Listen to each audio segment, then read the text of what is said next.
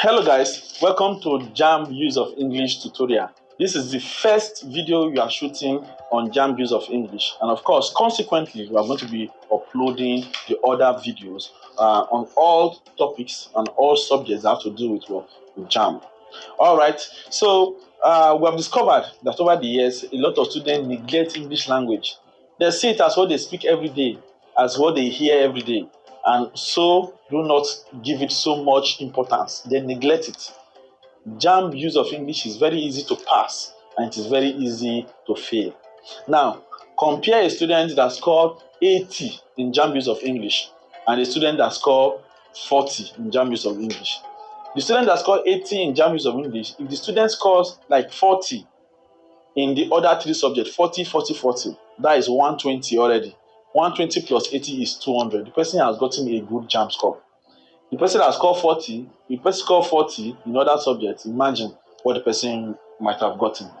An abysmal result. So you have to make sure that you take Jamb use of English very seriously. Like I have hinted, it is easy to pass and it is very easy to fail. In English, in Jamb use of English, the first section, go to the section A. Section A is comprehension and summary. And summary. The first section there is what comprehension and what and summary. So in this under the comprehension and summary, we have A divided into we are going to have one comprehension passage,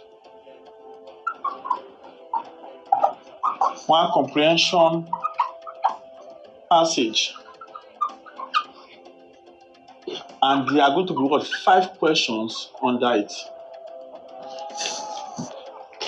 Now you see that you have to prepare yourself for a comprehension passage, and 5 questions are being set under what that comprehension passage. All right, the other one again, the B part is one close CLOZE passage. What's the closed passage? A closed passage is a reading comprehension exercise whereby words or letters are omitted in a systematic fashion. Then your own responsibility is to what? Is to find those words, those missing words, and make sure that they match the words that are missing in the sentence. Let me give you an example. An example is when we are giving e.g. say recycling. If you see something like this, recycling is important because it helps to avoid. So you see something like this: UNN ROY waste and protects the EN 1, 2, 3, 4, 5, 6 ENT. So under this closed passage, you are going to have like 10 questions. So we are going to have what? A comprehension passage, one comprehension passage, 5 questions will be asked under the comprehension passage. We are going to have a closed passage. So 10 questions will be asked under this closed passage. So for example, now recycling is important because it helps to avoid what? If you know what I'm doing, you already know that word. This is what? Unnecessary waste, and protect the environment. Isn't it? So it's as simple as that. So something like this will be brought. So you have to make sure that you have the intellectual capacity to reason what to fit into those dotted lines. That's a closed passage. All right. So the third part is the one reading text. One reading text. This one reading text is the life changer.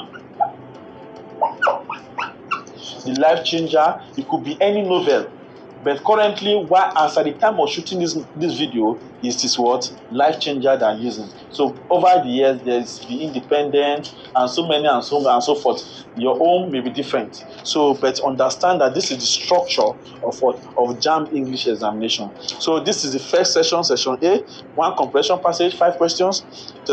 B, one closed passage having 10 questions. Then C, one reading text. So the text may be different in your own time, but as at the time of shooting the video, it is what? It is life changer.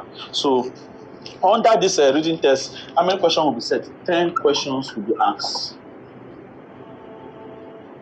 10 questions will be asked under what? This reading text. All right, that's the first section, session A. Now, let's see the second section. That is the section B.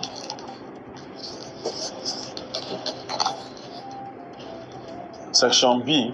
So the section B is lexis and structure. Section B is with lexis and structure.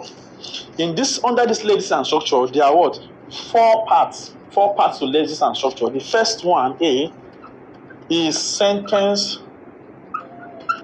interpretation.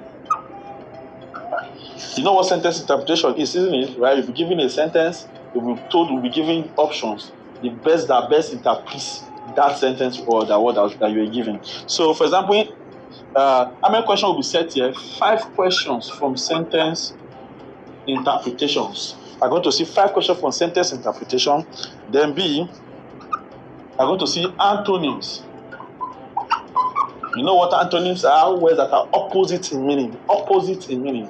Antonyms are words that are opposite in meaning. How many questions are going to see from antonyms? 5 questions. Then C, we are going to see synonyms. Synonyms will also bring us 5 questions. So D is basic grammar. Basic grammar, we are going to see 10 questions only. So this is section B, lexis and structure. Sentence interpretation, 5 questions. Antonyms, 5 questions. Synonyms, 5 questions. Basic grammar, 10 questions. Now, we'll now go to the last section, which is section C.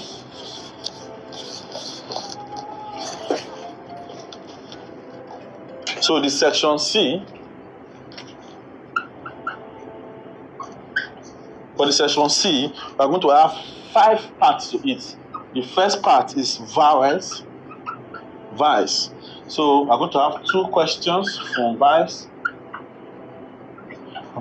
sounds. Then the second part, consonants. We are going to have 2 questions from consonants. The third part is rhymes. I want to have 2 questions from rhymes. Then you are going to have the word stress. Word stress is one part of English that students never get to understand fully. But some of you are very, very smart. And you that are watching the video are very smart. So you can easily get what? Word stress. So E, emphatic stress. Emphatic stress, 2 questions will be asked. So these are what the 5 parts to what? To oral forms. Oral forms. Section C is what? Oral forms. Oral forms. So the first part is vowel sounds, 2 questions, consonant sound, 2 questions, rhymes, 2 questions, word stress, 2 questions, emphatic stress, 2 questions. By the time you add all the questions together, we are going to see a total of 60 questions from English language. 60 questions.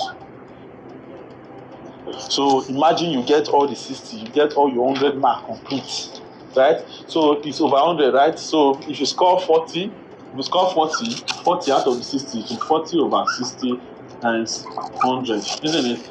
0 will cancel 0, right? 2 here, 3, 2 here was 5. So you can you see when I do mathematics, I don't want to press calculator. That's why I'm doing this. So this is actually 200 over 3. If you divide, 3 can go into this 6, when that 2. So I'm going to have like 66 points or 66 marks in English. So if you score 40, it's actually divide, because there are 60 questions, right? So, but it is mark over 100. So if you score 40, if you get 40 correctly out of the 60, to 40 divided by 60 times 100, can press your calculator.